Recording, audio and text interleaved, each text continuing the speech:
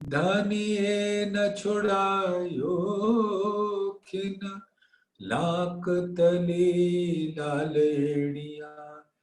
मेरे जीव के ही जीवन इन पाँव तले पड़ी रहूं।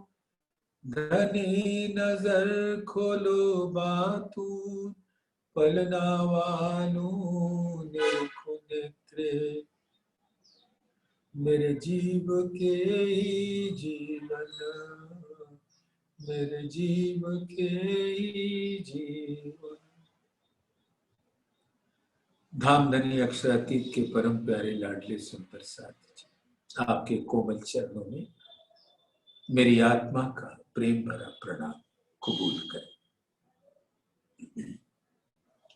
धामधनी की असीम अनुकंपा, प्यार, कृपा से हम सब सुंदर साथ मिलकर इल्म के सागर में झील रहे हैं। और आज वो कलश हिंदुस्तानी के सागर में झील रहे हैं। प्रकरण 3, विरह तामस का प्रकरण, राग सिंदूरो कड़का। इसकी पहली चौपाई परसों उसका हम सब लोगों ने झीला था। उसमें ये विरह तामस का प्रकरण है और विरह की हर रंग को महामती जी ने प्यार से दर्शाया है हम सबको। वो विरह की राह पकड़ाने के लिए, क्योंकि इस संसार में रूहों का आना ही हुआ था इश्क को का निवेरा के लिए, अपने इश्क को पाना, अपने प्रेम को पाना। लेकिन हम भूले हुए हैं। तो वो जो विरह का दर्द था जो महामती जी ने हफ्से में, जामनगर में महसूस किया और उसका वर्णन राज्य के हुक्म से इंद्रावती जी ने कर दिया। वो सारा वर्णन तो इसलिए होता है कि सुंदर साथ आप भी उसी हादी के कदमों चलो और प्रेम को पाओ। बिना विरह के दर्द के प्रेम पा जाना तो ऐसे है कि जैसे एक खरगोश का सींग पकड़ लेना, या आकाश में किसी फूल को पकड़ लेना, या किसी बंध्या स्त्री के पुत्र हो जाना, ये होता नहीं है। तो बिना विरह का दर्द लिए जब सुहागिन घूमती है तब उसको जाकर प्रेम की सुगंध आती है। और जैसे जैसे विरह की अग्नि जलती जाती है, प्रेम की सुगंध बढ़ती जाती है और विरह का रसपान जब उस पीड़ा में सुहागिन नार करती है तो धामधनी बड़े प्यार से उसको प्रेम का रंग दिखाते हैं। और प्रेम का जब रंग देखकर वो विरहिन नार उसको अपने दिल में ग्रहण करती है, तब धामधनी जाकर उसका रस पान कराते हैं। तो पहले विरह, उसका दर्द, टीस, पीड़ा, कसक, और जब वो निरंतर रहती है तो विरह की अग्नि उसकी अंदर ऐसी तपिश पैदा करती है कि वो विरह की तपिश में झुलसने लगती है। तब जाकर उसको प्रेम की एक सुगंध देते हैं। प्रेम की सुगंध देने के बाद जब विरह में और तड़पने लगती है, मछली की भांति जल से अलग होकर, तब थोड़ा सा वो उसका रंग दिखाते हैं विरह का, और एक रंग को देखने के बाद जब दिल के अंदर तीव्र उत्सुकता जगती है, तब वो और रंग दिखाते हैं। फिर ऐसे अनंत रंगों को आहिस्ता आहिस्ता करके दिखाकर विरहणी नार को कुछ सुख पहुंचाते हैं। और जब वो रंग दिखाते जाते हैं तब उसका थोड़ा थोड़ा रसपान कराते जाते हैं। और जब विरह का रस विरहणी नार पीती है, तब मिलन में देर नहीं होती। हफ्सा में 6 महीने तक इंद्रावती की आत्मा अपने उस जीव को, जो कभी राजा मरु के अंदर विराजमान थी, उसने भी अनंत योनि के थ्रू करके वो राजा मरुक के तन में आई। फिर उसके बाद न जाने कितने साधु संतों के तनों में होते हुए मेहरराज ठाकुर के तन को उसने पकड़ा, और इंद्रावती की आत्मा,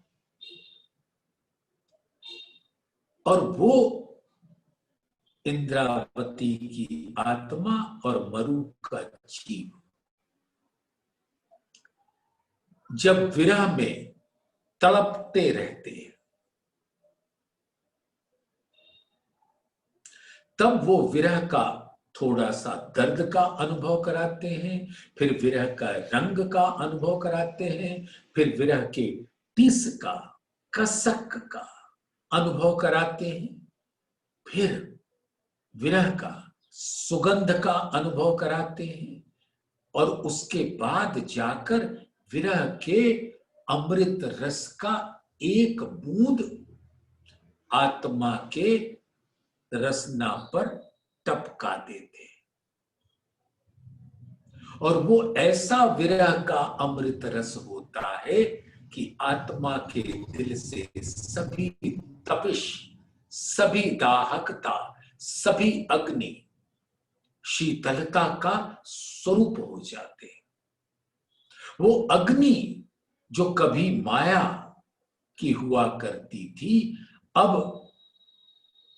धाम धनी के मिलन की इच्छा और अंदर वो बिछुड़ने का दर्द, और दर्द के बाद की ये स्थितियां जो अभी बयान हुई, और जब आत्मा के रसना पर एक बूंद विरह के रस का पड़ता है, तब सारी अग्नि तपिश समाप्त होकर वो सारी अग्नि शीतलता का स्वरूप धारण कर लेती है। और उसके बाद फिर प्रेम की लहरें बढ़ने लगती है, और इस प्रकार से शरीयत, तरीकत, हकीकत, मार्फत की सीढ़ियां आत्मा चढ़ने लगती है।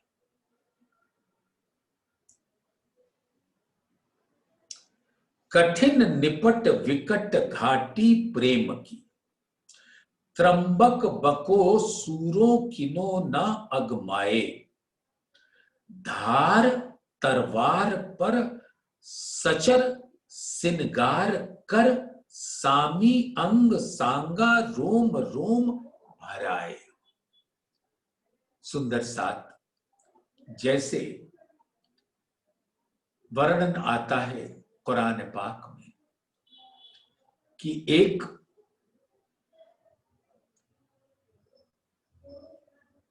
पुल सरात होता है, यानी पुल, और वो पुल ऐसा होता है कि उसके नीचे नरक का स्थान होता है।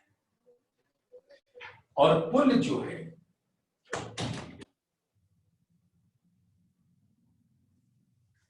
उसकी जो धार है वो तलवार की धार होती है। उस पर पैर रखा और न संभले तो कट के नरक कुंड में गिर जाओगे, जिसको कहते हैं दोज़ख। तो इस संसार से परे अलौकिक धाम में जाने के वास्ते ये पुल सरात को पार करना पड़ता है, और उसकी जो धार है खांडे की वो अति महीन है। और उस पर पैर रखा और न संभले और अपना लक्ष्य दिल के अंदर न समाया तो कटकर दोज़ख में गिरेगा। और वो पुल सरात होता क्या है? पुल यानी इस संसार से, माया से परे का संसार। इसको पुल को पार किया जाता है। और पुले सरात, सरात माने शरीयत और शरीयत माने कर्म कांड। तो इस संसार के अंदर न जाने कितने कर्म कांडों का बोलबाला है। आप सब सुंदर साथ जानते हैं, इसकी बात करें या ना करें, हर व्यक्ति जिसने जन्म लिया है वो जन्म लेते ही कर्म कांड के बंधन में फंस जाता है।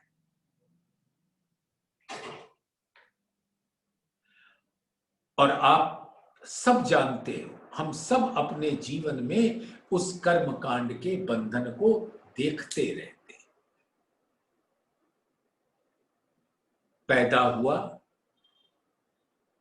तो उसकी नार काटो, उसका मुंडन कराओ, पंडित बुलाओ, जजमान बुलाओ,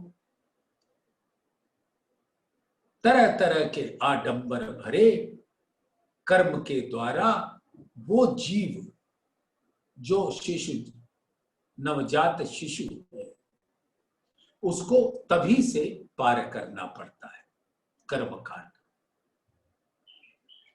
मैंने अपने चारों ओर खुद देखा है कि बहुत बुरी बीमारी है, लेकिन नौमी आ गई तो 9 दिन का भूखा प्यासा रहेगा वो बंदा, व्रत करेगा। न जाने उसको क्या उम्मीद है, किससे मिलन हो जाएगा कि वो अपने रोगी तन को और रोगी बना देता है। और हमारे ही प्राण प्रीतम ऐसे हैं जो हमें कोई कष्ट नहीं देते, आपसे कोई व्रत करने के लिए नहीं करते, आपको कभी एक टांग पे खड़े होने को नहीं कहते, कभी कर्मकांड की अग्नि में जलने को नहीं कहते। वो तो सिर्फ एक बात कहते हैं कि मैं ही तुम्हारा लक्ष्य हूं। और जैसे अर्जुन ने जल के अंदर घूमती मछली की आंख पे उसको निशाना लगाना था, तो उस मछली की आंख का जो प्रतिबिंब जल में पड़ रहा था, उस प्रतिबिंब की आंख को देखकर निशाना लगाना था मूल मछली के नैन। यानी जो मछली का प्रतिबिंब है उसकी आंख में मूल की आंख दिख रही है, यानी इस आत्मा के अंदर पर आत्म के नैन दिख रहे हैं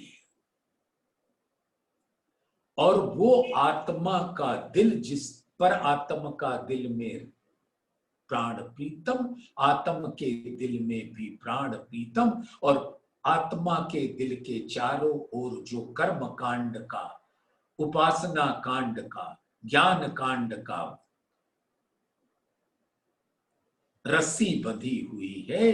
लेकिन अगर हमने ये देख लिया ब्रह्म सृष्टि ने कि मेरे पर आत्म के जो नैन है वो इस आत्मा के नैन में है और वही हमारा लक्ष्य है, और जो मैं बाण चलाऊंगी वो प्रीतम के विरह का और प्रेम का बाण होगा कि मेरी आत्मा पर आत्म के नैनों से जुड़ जाएगी और मैं अपने लक्ष्य को प्राप्त कर लूंगी। ऐसा ही है ना सुंदर सा।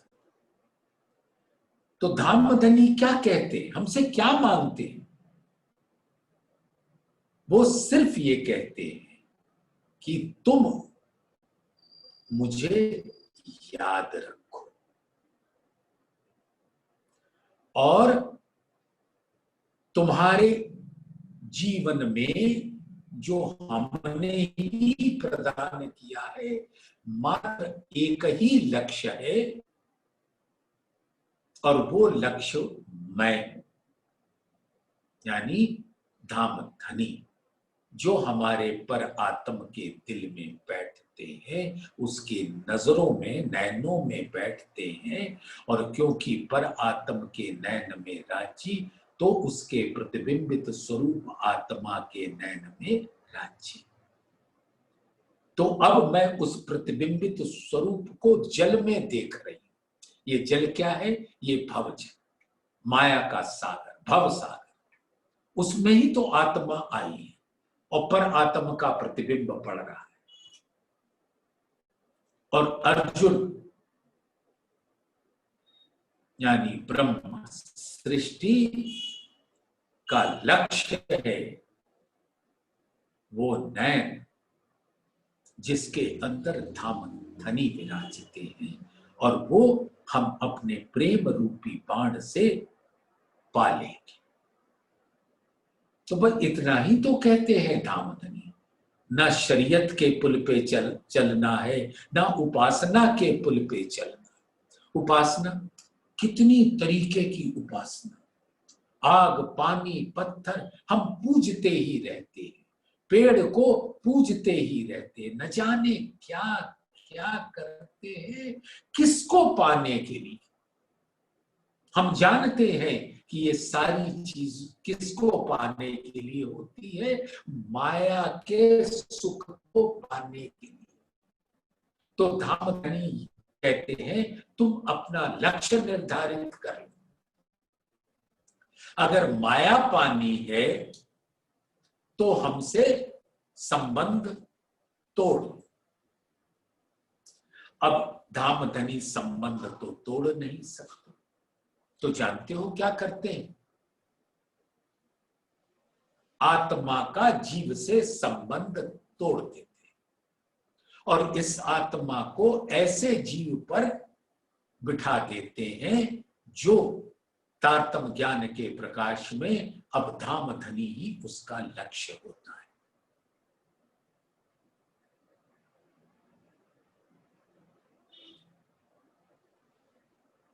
तो सुंदर साथ हक नजीक थे सेहरग से, तहां से दूर ले गए उठाए। जाको हक इलम आया नहीं, जिसने भी सुंदर साथ के जमात में आने के बाद वाणी के रस का पान न किया, उसको अपने अंदर ग्रहण न किया। जाको हक इलम आया नहीं, पट रहिया अंतराय, यानी उसके अंतस्करण, यहां जीव की बात हो रही है, उस जीव के ऊपर के अंतस्करण पर, दिल पर माया का घना पर्दा छाया हुआ है और वो प्राण प्रीतम से अलग कर देता है। जाको हक इलम आया नहीं, ताए पट पर्दा रहया अंतर आए, वो अंतर कर देता है। हक नजीक थे सहरक से, आत्मा उस तन के अंदर आई जहां पर वो जीव था। और ये जीव कितना दुर्भाग्य है इसका कि आत्मा के रहने के बावजूद वो माया की ही पूजा करता रहा, आग पानी पत्थर, जिससे कि उसको माया का सुख मिल जाए।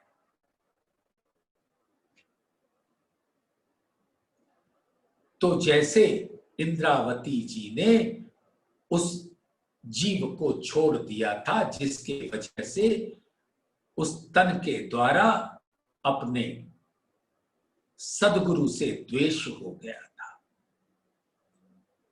उनसे अलगाव हो गया था, ऐसे जीव को आत्मा ने छोड़ दिया। तो जाको हक इलम आया नहीं, पट रहा अंतर ताए पट रहा अंतराय, हक नजीक थे सहरक से, यानी उस जीव को भी अवसर मिला था, क्योंकि धाम धनी तो जहां आत्मा होंगे वहीं होंगे, आत्मा से दूर नहीं हो सकते।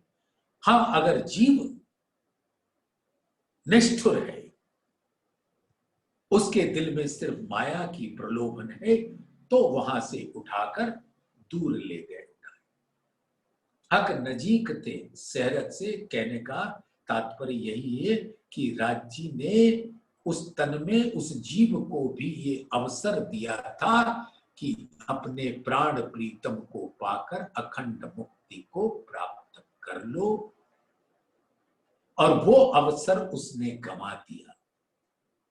तो आत्मा को थोड़ी गंवाने देंगे, उसको उठाकर किसी ऐसे तन पर बिठा देंगे जहां जीव निर्मल स्थिति में हो, उसको कोई लगाव न हो माया का, और फिर वो जीव भी जागृत हो।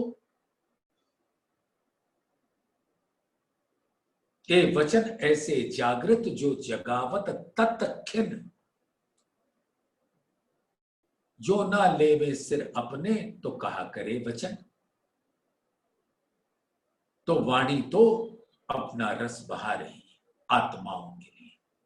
अब ये जीव के ऊपर कलंक है जो इस अवसर को वो छोड़ देता है। इंद्रावती ने तो छोड़ दिया।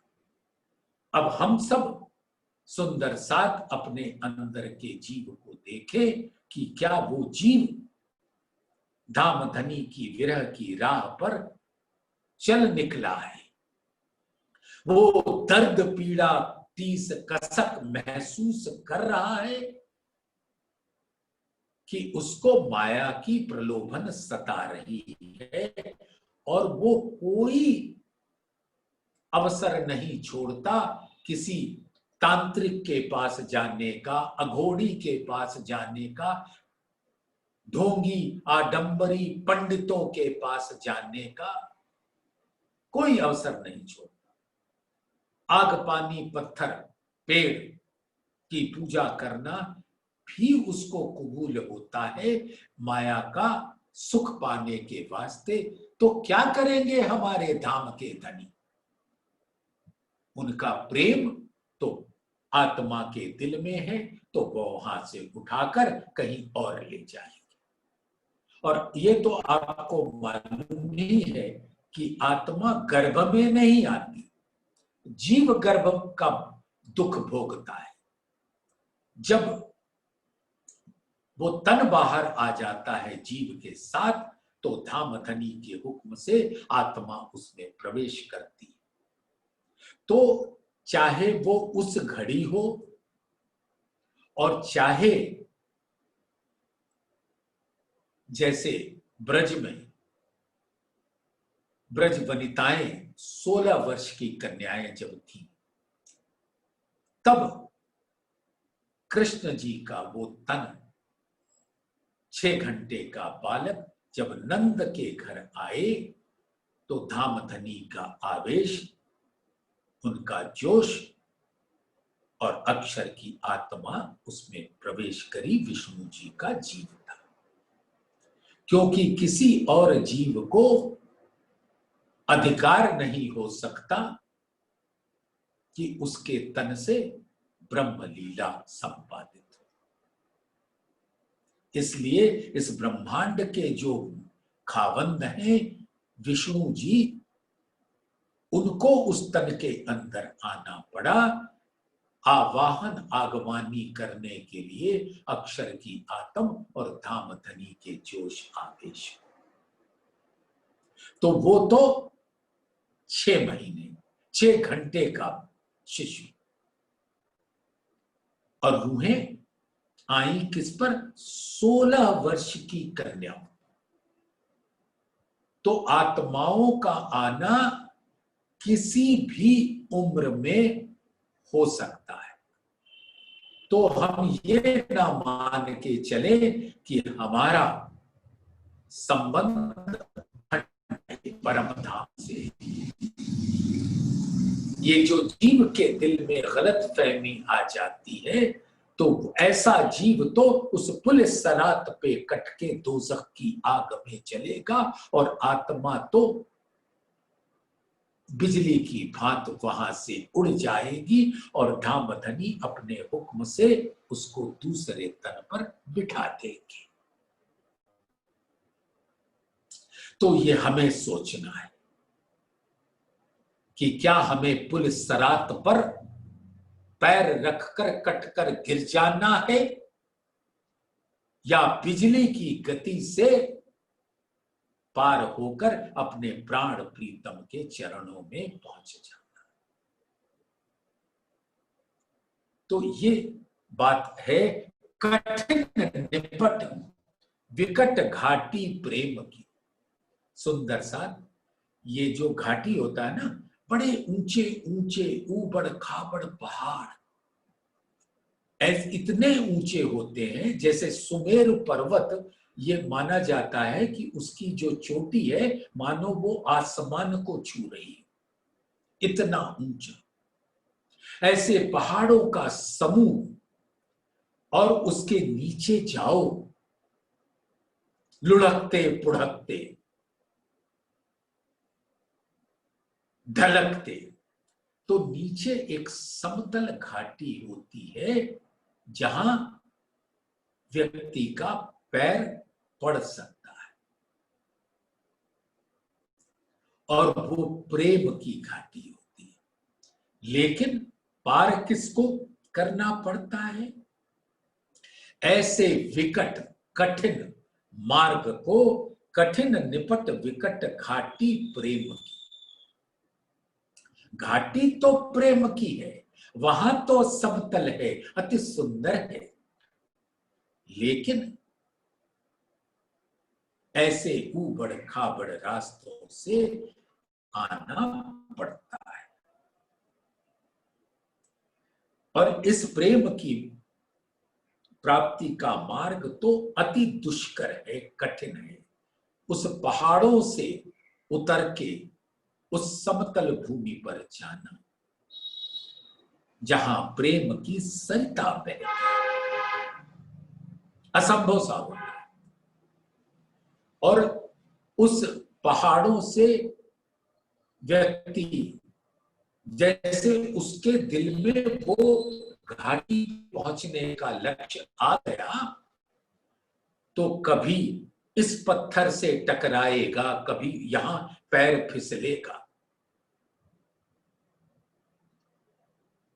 तो सुंदर साथ इस पर बड़े बड़े वीर आते हैं इस घाटी को प्राप्त करने का। ज्ञान कर्म उपासना लेकर, अभी कुछ देर पहले आपके से निवेदन किया था, ज्ञान हकीकत को कहते हैं, उपासना तरीकत को कहते हैं, कर्म कर्मकांड यानी शरीयत को कहते हैं। और प्रेम कहां बसता है? धामधनी के दिल में, और वो क्या कहलाता है? विज्ञान।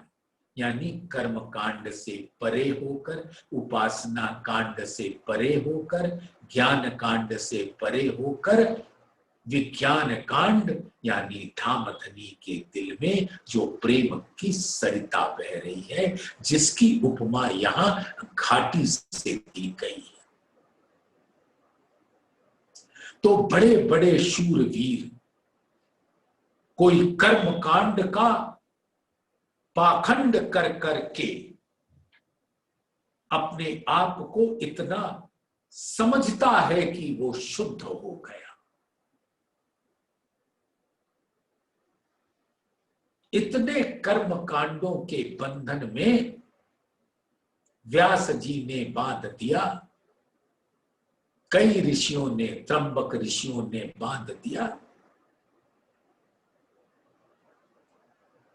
कर्म कांड के जाल में, उपासना कांड के जाल में। पौराणिक ग्रंथों का ग्रहण करो तो यही मिलेगा।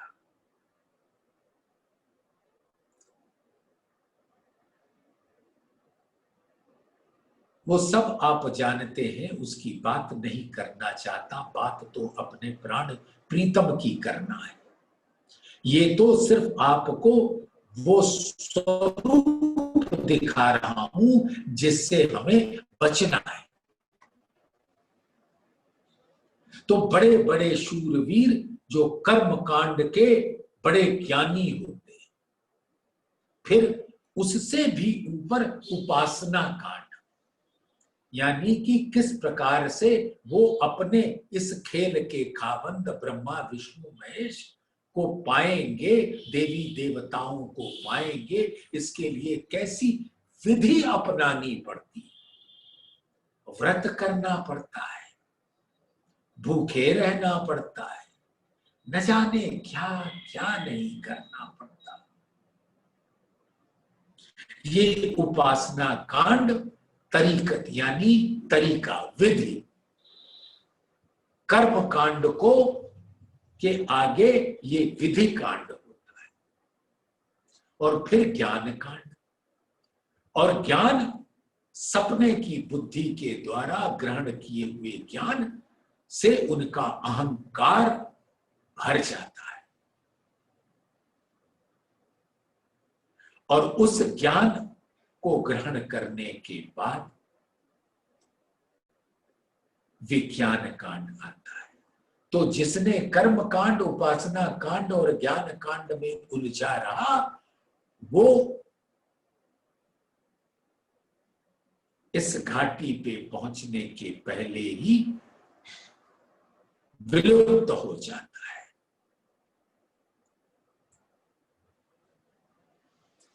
सो हे मेरी आत्मा, धार तरवार पर सचर सिनगार कर।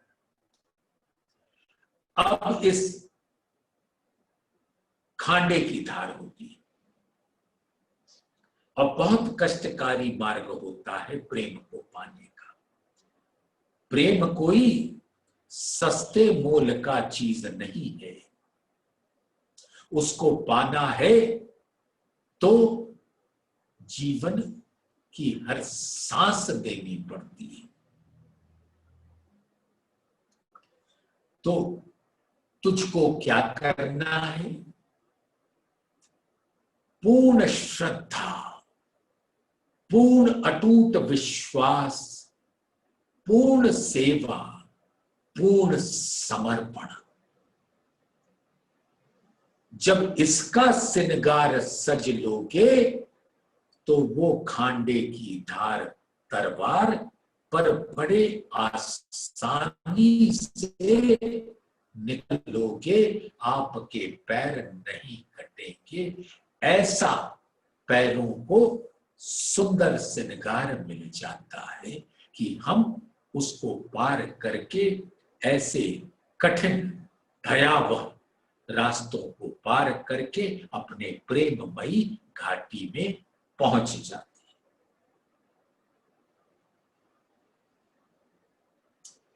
और ये सारी चीजें हैं कि विरह का श्रृंगार होता है आत्मा। ये सारा विरह का जो श्रृंगार होता है, जब को हम धारण कर लेते हैं तो ये कष्टकारी मार्ग हमें बिल्कुल नहीं सताता। इसलिए विरह के श्रृंगार में तो हमें सजना ही होगा।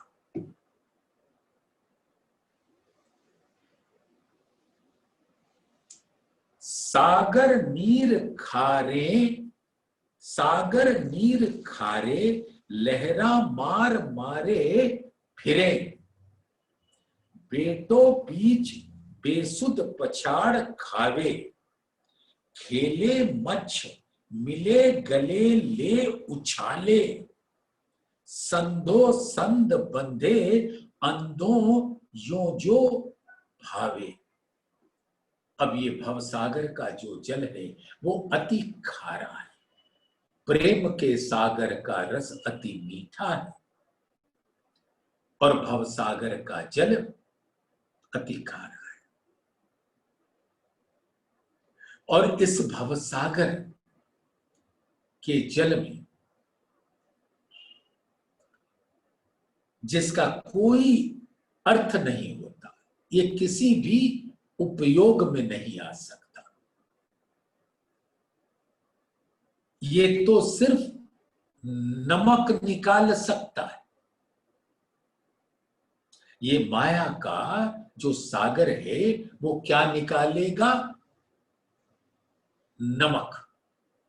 और कहीं आपका तन विरह के सूलों से कट जाए तो उसके ऊपर वो नमक का लेप लगाता है जिससे तुम और तड़पो। तो माया का जल एक तो आपको डुबाने को तैयार, किसी तरह से बाहर आए तो उसका जो नमक निकल के आया और जो जीव विरह की अग्नि में जलकर उसके सूलों से उसका तन यानी उसका अंतस्करण छलनी हो गया, उस छलनी पे बजाय शीतलता का लेप लगने के क्या लगता है? माया का वो नमक, जिससे इतनी तड़पन होती। कीर्तन ग्रंथ में सुंदर साथ आप सबने सुना है कि धामधनी अपनी रूहों को कहते हैं कि जिसको मेरे संग आना है वो इस माया को छोड़ दे। तुम अगर सोचोगे कि नेक माया को पकड़े रहे और मेरी राह पर चल निकलो तो होगा नहीं। जब बिल्कुल हल्के फुल्के हो जाओगे तो उन पहाड़ों से चल पाओगे घाटी तक पहुंचने के वास्ते। तो माया तो नमक लगाकर आपको और तड़पाती है, लेकिन जिसने भी दिल में उस धामधनी के चरणों को रख रखा है उसको पता भी नहीं लगेगा कि ये उसके रोम रोम बिंधे हुए हैं विरह के अग्नि से, विरह के बाणों से। और उसके ऊपर नमक माया ने लगाया तो उसको ऐसा महसूस होगा कि नमक तो उसके घावों को शीतल कर रहा है। कोई तड़पन नहीं होगी, क्योंकि ये शीतलता कौन पहुंचाता है? अपने प्राण प्रीतम। माया अपने नमक लगाने से, अपने गुण से नहीं बदलती तो धामधनी कैसे बदल जाए? माया तो नमक देगी और धामधनी मक्खन देगी। तो जिसके पास जो होता है वही तो देगा। तो सागर नीर खारे लहरा मार मारे फिरे। तो इस भवसागर का जल अत्यंत खारा है, उपयोगहीन है। प्रेम, शांति और आनंद से इसका दूर दूर तक कोई संबंध नहीं है। और जीव इस संसार रूपी सागर की मोह रूपी भयानक लहरों की चोट से इतना आहत हो जाता है कि वो टापुओं के बीच भिन्न भिन्न योनि, एक टापू से दूसरा टापू, दूसरे से तीसरा टापू, टापू ही पार करता रहता है उस घाटी में पहुंचने के वास्ते जहां प्रेम का सरिता बहती, प्रेम की सरिता बहती। और ये टापू जानते सुंदर साथ क्या है? ये 84 लाख योनि। हर जीव अपने कर्म कांड के बंधन में फंसकर जैसी योनि वो उसने चाहा था वैसी योनि मिलेगा, जो भी अंत समय में चाहा था। देह छोड़ते समय जो जीव जिसका विचार करता है वो उस योनि को पहुंच जाता है। अगर उसको जानवर पालने का शौक है तो वो जानवर में ही उसका दिल रहेगा, तो वो जानवर की योनि पाएगा। मांस मदिरा का शौक है तो वो ऐसे ही जीव को प्राप्त होगा जिसका मांस काटकर और लोग खाएंगे। ये मैं नहीं कह रहा, श्रीमद् भागवत गीता के 8वें प्रकरण का 5वें से 10वां श्लोक जरा सुंदर साथ आज घर जाने के बाद पलटकर देख लेना। ये सारी बातें इंद्रावती के मुख से धामधनी इसलिए कहला रहे हैं कि सब अपने अंदर झांक लो कि आप हो कहां पर, और अगर पहाड़ों से उस घाटी पर उतरने की राह पर हो तो एकदम हल्के होके आओ। मान लो आपने माया का बोझ भी अपने सर पे रख रखा है तो आपके पैर तो फिसलेंगे फिसलेंगे, और आप मुंह की खाओगे और वहीं टूट फूट के समाप्त हो जाओगे। घाटी से मिलन नहीं होगा, प्रेम से मिलन नहीं होगा। तो सागर नीर खारे लहरा मार मारे फिरे, इसकी लहरें इतना चोट पहुंचाती हैं कि बेटो बीच बेसुध पछाड़ खा ले। तो भिन्न भिन्न टापू यानी योनियों के बीच में जीव घूमता रहेगा और कुछ समझ नहीं आएगा कि मेरे जीवन का लक्ष्य है क्या। कुत्ता बनना है, गधा बनना है कि बकरा बनना है। जब मानव ने उस बकरे को काट कर खाया तो अब तुम बकरा बनोगे और वो बकरा मानव बनकर तुमको काटेगा और भूनेगा और खाएगा। यही तो नरक है, जिस नरक के दौरान से जीवों के 84 लाख योनियों में भ्रमण करना पड़ता है।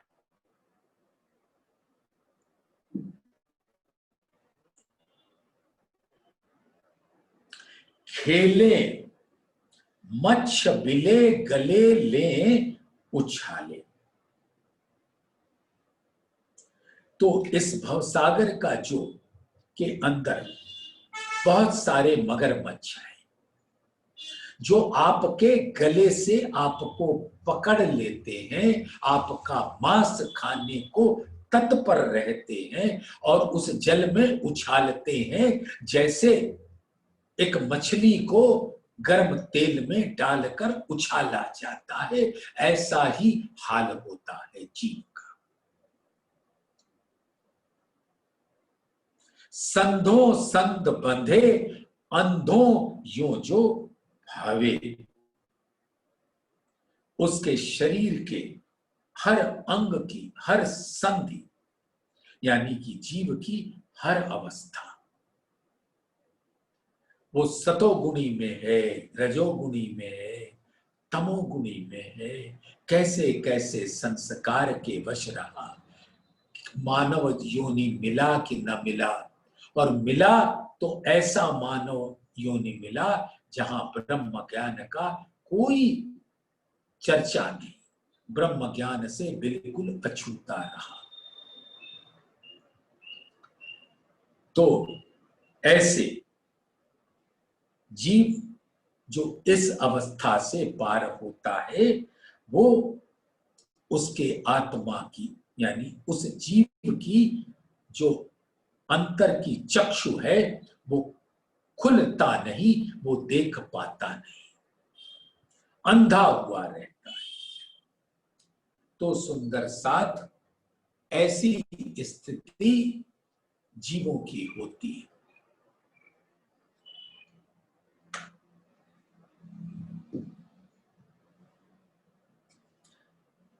दाहो दसे दसों दिस सबे धके, लाल झाला चले इंड ना जलाए, फोड़ आकाश फिरे सिर शिखरों, ए फलंग उलंग संग खसम मिलाए। हे मेरी आत्मा, ये संसार जो है इसके हर दिशा में, कहने को 10 दिशा है लेकिन अनंत दिशाओं में माया की तृष्णा की भयंकर ज्वालाएं धधक रही, और इसमें सभी प्राणी चल रहे हैं। और धामधनी उन जीवों को जिस पर आत्मा विराजमान है उसको ये बात समझा रहे हैं कि तू प्रहलाद का जीव हो जाए, माया रूपी अग्नि में, चाहे तू होलिका के गोद में बैठ, ये माया होलिका को तो जला देगी और तुझको इससे पार कर देगी अगर तेरे दिल में मैं बसता हूं, अगर तेरे दिल में मेरा ही लक्ष्य है और तूने अपने अंग अंग को विरह की लेप से सजा रखा है, तो ये माया की अग्नि कुछ नहीं कर पाएगा। और जितने और लोग हैं आपसे संबंधित, वो चाहे उस माया की अग्नि में जल जाएं, लेकिन आप बाहर आ जाओगे।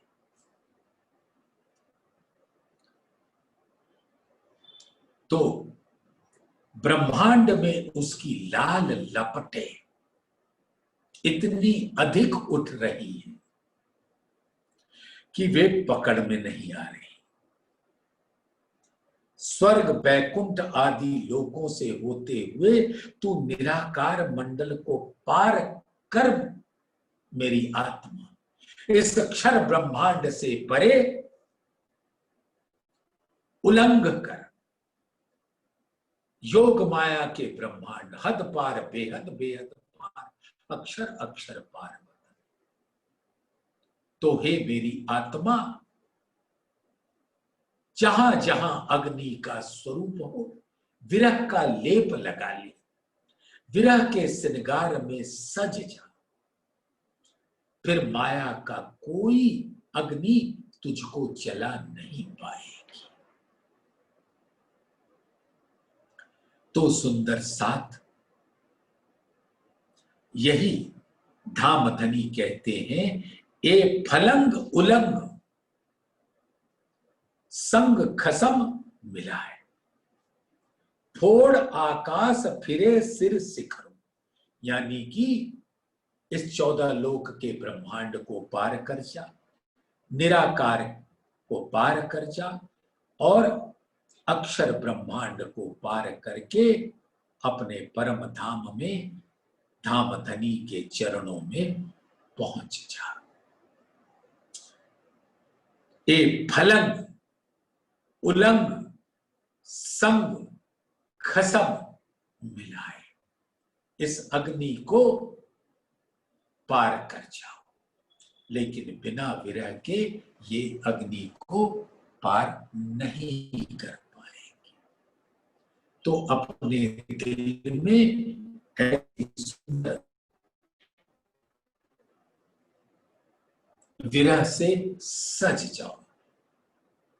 प्रीतम से मिलने के बाद तो ये विरह का श्रृंगार मिलन का श्रृंगार हो जाएगा, लेकिन पहले विरह का श्रृंगार तो सजना होगा। हमारे साजन मिलेंगे जब हम विरह के सागर, विरह के श्रृंगार में सज जाएंगे। और मेरे प्राण प्रीतम को मेरे विरह का श्रृंगार बहुत भाता है। घाट अवघाट सिलपाट अति सलवली, तहां हाथ ना टिके पपील पाए। पपील माने चींटी। तो ये जो माया का संसार है, ये ऐसा पहाड़ है, ऐसा घाट है कि जहां पर माया की इतनी काई होती है कि वहां किसी का भी पैर फिसल जाए। माया जानते हो सुंदर सा ऐसे ऐसे स्वरूप दिखाती है कि किसी का भी फिसलना बड़ा आसान होता है। आज वो बात नहीं सुनाएंगे, लेकिन आप सबको पता है गोविंद भेड़ा और गोविंद भाई पटेल की कहानी, कि जब ब्रह्म सृष्टियां, ईश्वरीय सृष्टियां और जीव सृष्टि रूपी साधु ठंड के समय में वहां से निकल रहे थे, तो गोविंद भाई पटेल पुकार पुकार के कह रहे थे, अरे बड़ी ठंड है साधु जन, आओ आओ, बड़ी पश्मीना की शाल है, इसको ले लो ओढ़ लो, तुम ठंड से बच जाओगे। ब्रह्म सृष्टि ने तो सुना ही नहीं, वो निकल गई। ईश्वरीय सृष्टि ने सोचा क्या फर्क पड़ता है, ले लेते हैं, लेकिन देखा कि आगे वाला ब्रह्म सृष्टि रूपी साधु निकल गया, तो वो भी उसके पीछे पीछे अनुसरण करते निकल गई।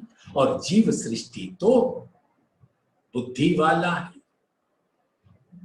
उसने सोचा एक पैर बाहर रखता हूं और दूसरा अंदर लेके एक शॉल उठा लेता हूं, मुफ्त में ही तो दे रहा है, उठा लेता हूं और ओढ़ के चल दूंगा और ऊष्मा मिलेगी और इस ठंड से बचेंगे। और जैसे ही उसने ये किया, वो भी भूत हो गया।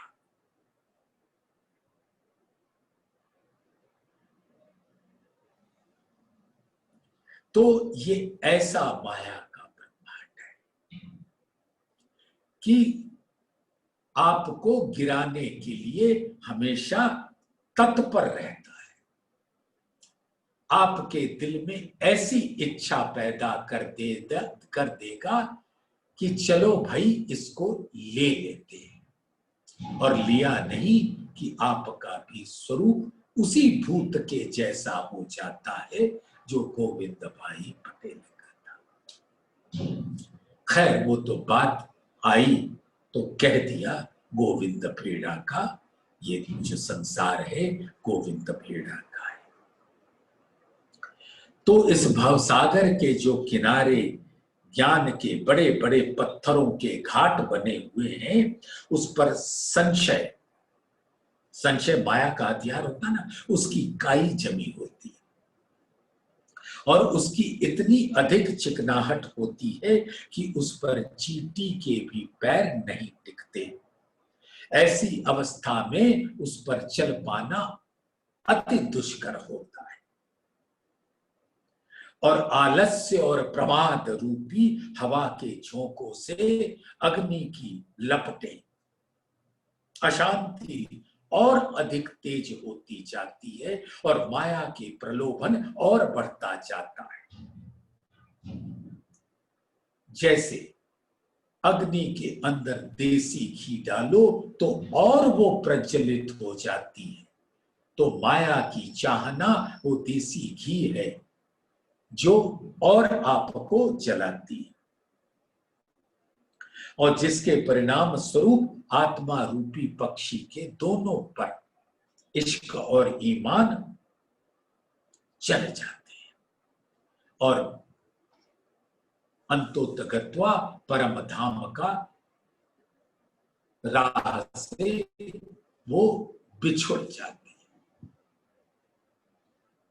तो सुंदर साथ ये धामधनी हम सबको बता रहे हैं। तो इसी चौपाई 5 को दोहरा लेते हैं। घाट अवघाट सिल पाट अति सलवली, काई लगी फिसल जाता है, तहां हाथ न टिके पपील पाए, जहां पर चींटी के पैर भी नहीं टिकते, गिर पड़ती है।